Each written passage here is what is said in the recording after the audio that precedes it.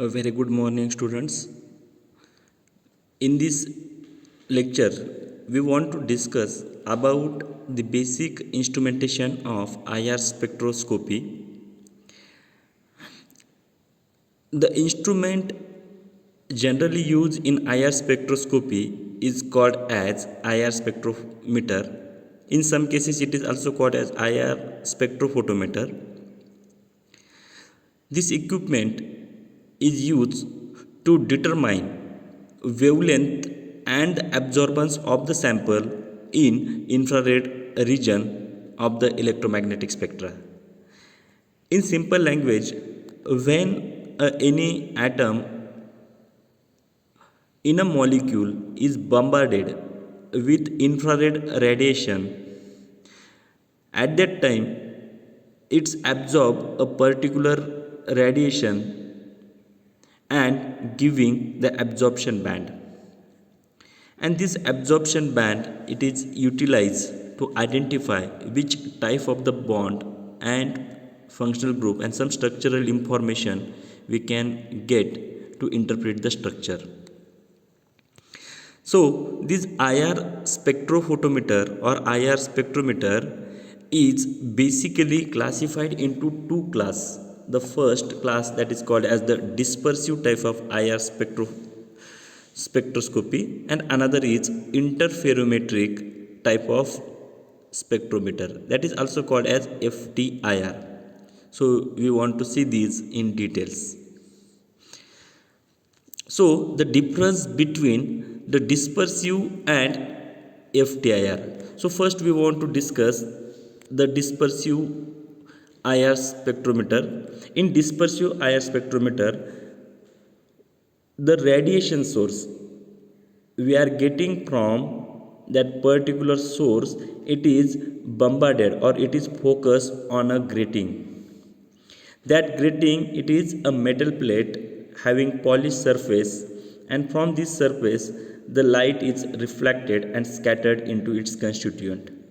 From that entire scattered, we can select a small portion with the help of exit slit. So from the monochromatic light, we can select from the polychromatic light, we can select the small portion of a fixed or particular wavelength, and we can scan the entire wavelength by changing the position of grating with respect to slit. And then this radiation is passing through the sample, and then it is detected by the detector. So this type of the equipment, this type of the assembly, it is called as a dispersive type of assembly, where the dispersion of a radiation source take place. Second type of assembly, it is modified type of assembly, and it is called as the Fourier transform IR spectroscopy. Here the interferometer is used.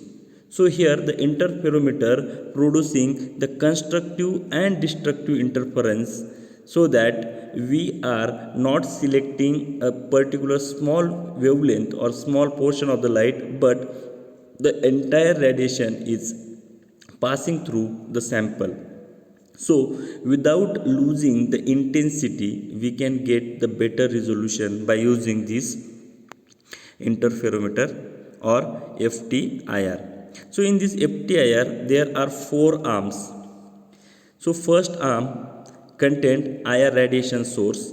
From this, there is the beam splitter. That beam splitter split the radiation into two halves. First went into the straightforward for the fixed CCM reflection arm, and another half portion it is deflected or reflected towards the moving CCM arm.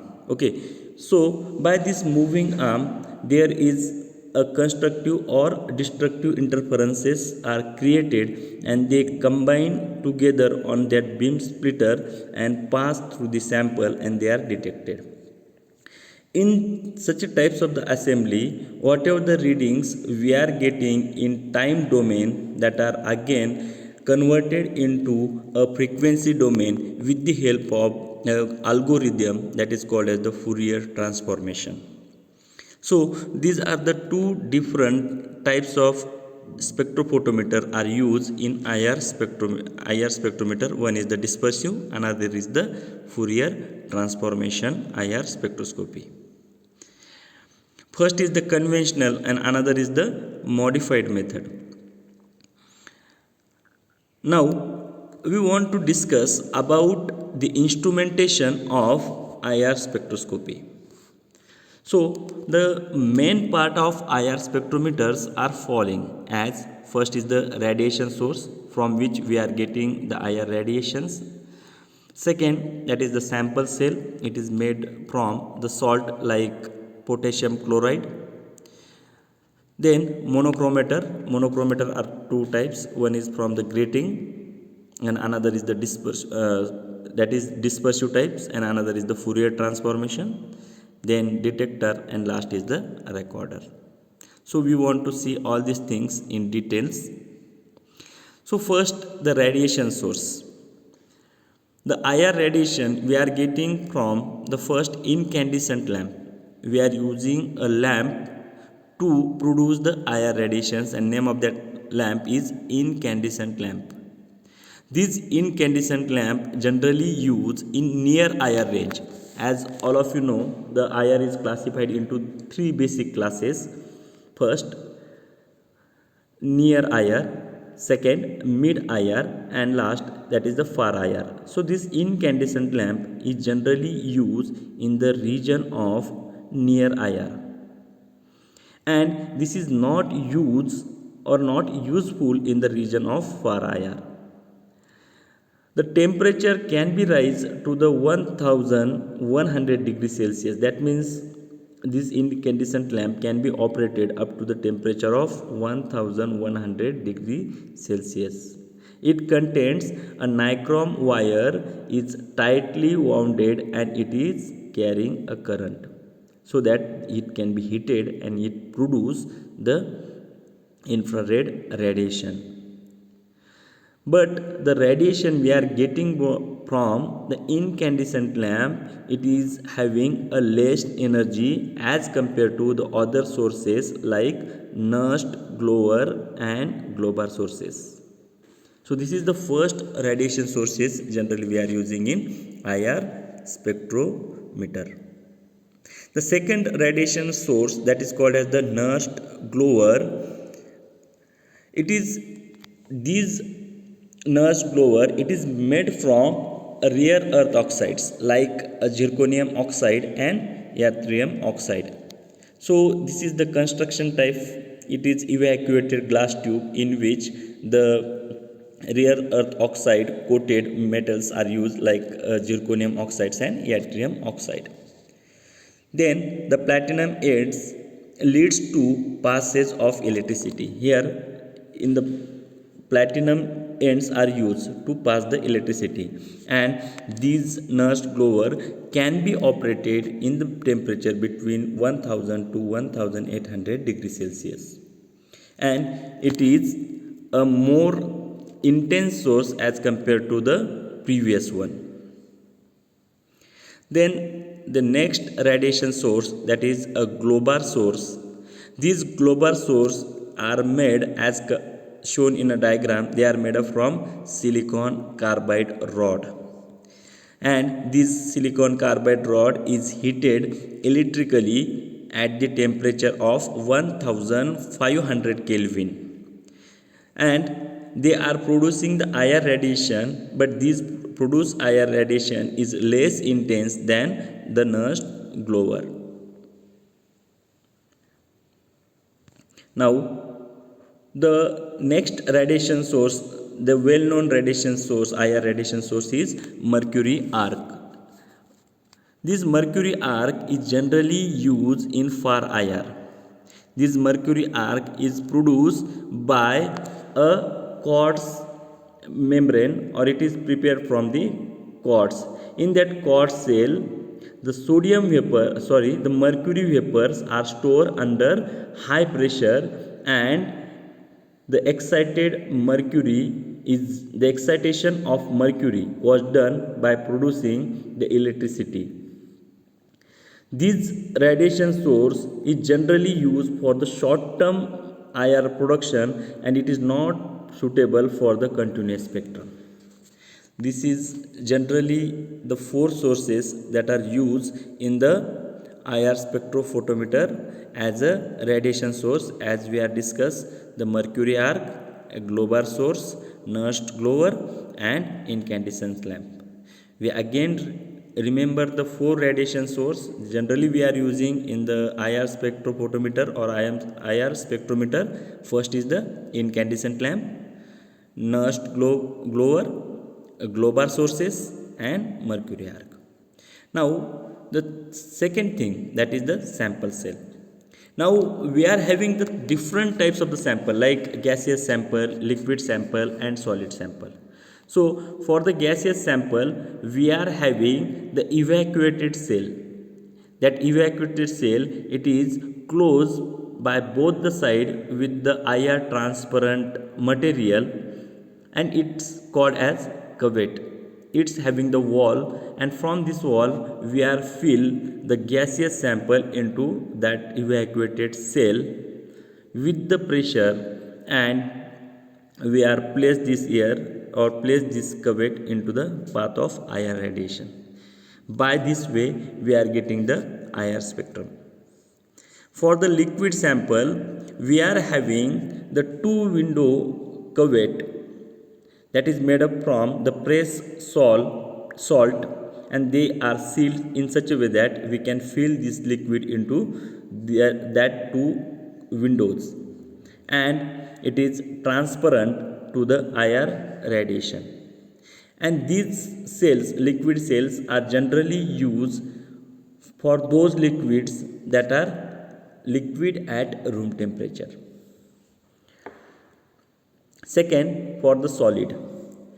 For the solid, there are number of methods we are using, like Mould technique, in which we are using a Nijol oil, some drops of the Nijol oil, and the sample we are making the paste, and this paste is applied on a particular portion of the salts.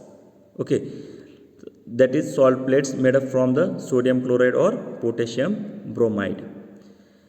Another technique for the solid sample, that we are making the suspension with the help of the solvent, and that solvent we are making a thin film on that salt plates.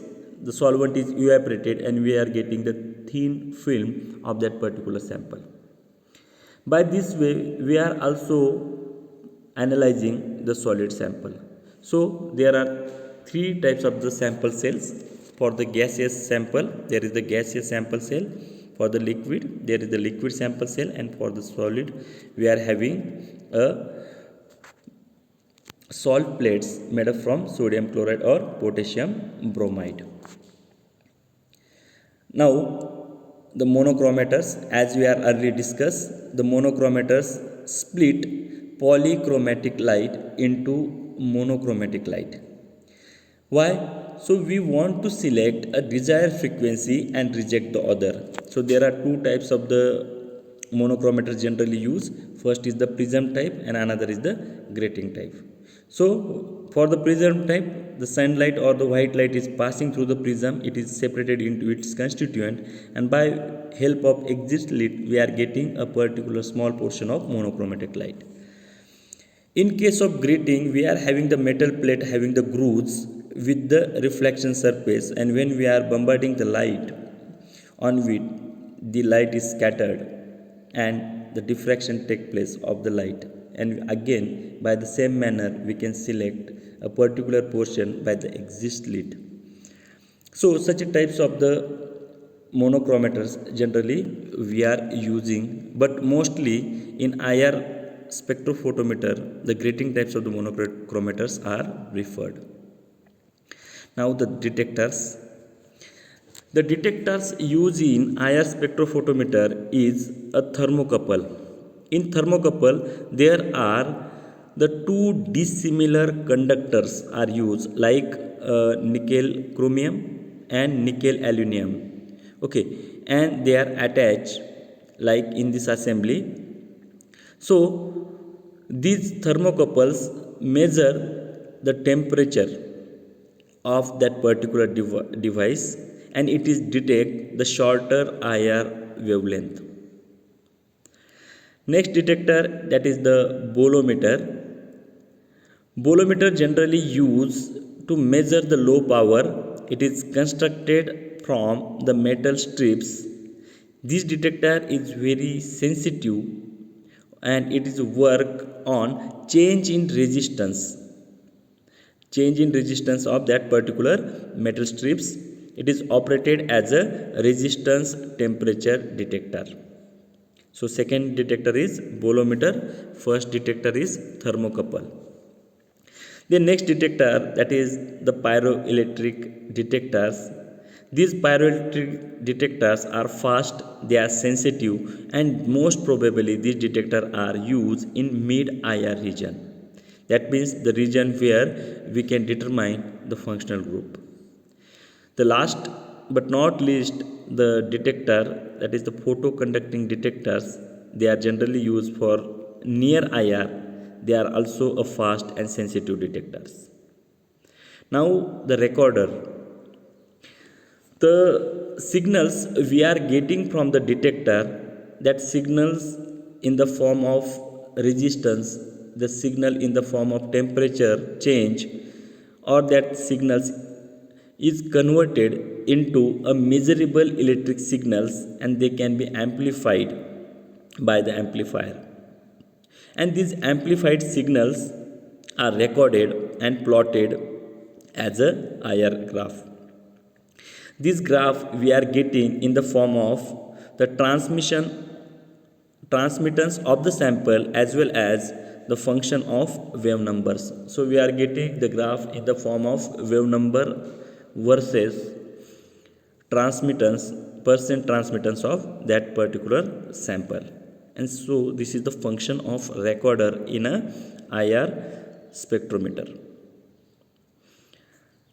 Now we want to discuss the some basic things regarding to the vibrations. That means when we are bombarding a IR radiation on a particular molecule, this IR radiation having the energy is sufficient to just vibrate or just bend the bands between that particular molecule. That means this energy is not sufficient to take place the transition between the molecules like IR, like UV radiations or like X-ray radiations or light other radiations. Okay, it's having the lower energy. That means this energy is sufficient to vibrate the molecules, and so this is called as the vibrational frequencies. IR is called as the vibrational frequencies. Okay. Now, when we are bombarding the IR radiations on that particular molecule, that molecule having the bonds, its work like a spring and atoms work like a ball. And when we consider this arrangement, then they are stretch and bend when we are bombarding the IR radiations, and when their energy matches with the energy we are bombarded, and at that time they are absorb these radiations. So there are two types of the vibrations that are present. First, that is the stretching type. Stretching types means the interatomic distance along the bond axis is changed. So this is called as the stretching type of the vibrations. When we are stretch the spring, the bond length gets changed, and such a types of the change, it is called as the stretching types of the vibrations. This stretching is two type. One is the symmetrical and another is the asymmetrical. So here, as shown in the diagram, there is the symmetrical stretching, where one carbon and two hydrogens are stretched away from that central atom. That means there is the change in interatomic distances along the bond axis. So it is called as the symmetrical stretching. Next is the antisymmetric or asymmetric stretching. So in this asymmetric stretching, the one hydrogen atom is goes away from the center carbon atom and another is come closer to the carbon atom. So such a types of the stretching, it is called as the asymmetrical stretching. Then next type of the vibration, that is called as the bending vibrations. Bending vibration means there is the change in the angle between two bands, and these bending vibrations are shown. It's having the four types like rocking, scissoring, wagging and twisting. So here the first type, twisting, one is the carbon atom and two hydrogen atoms, they are twisted like a rope or like a DNA. Okay, so deformation out of plane, and such a type of the change in the angle out of plane, it is called as the twisting like a rope. Another is the wagging. Wagging means deformation out of plane. Both the hydrogen atoms, they are wagged side by side. Another is the rocking. Rocking means there is the change of the angle or deformation in the plane. That means the molecules or the atoms that are vibrate side by side in the plane, not the out of plane. Okay, so such types of the vibrations or such types of the vibrations, bending vibrations, it is called as the rocking. And another is the scissoring. It is the deformation in the plane. Like a scissor movement, the two jaws of that scissor that come to closer and go away, such a types of the movement, there is a change in the bond angle between these two hydrogen, and there is the deformation in the plane, not the out of plane. Such a types of the bending, it is called as the scissoring. So there are four types of the bending: rocking, scissoring, wagging and twisting. And there are two types of the stretching: asymmetrical and symmetrical stretching. So the vibrations modes are two types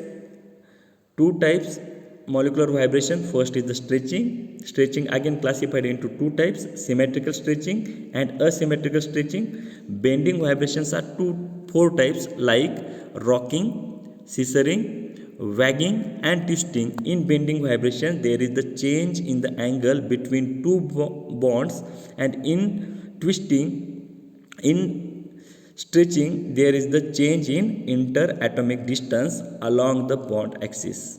So this is in the short the vibrations mode in IR spectroscopy. The next things we will learn in the next lecture. Just take a revision of this topic and refer the various books for the same topic. Thank you.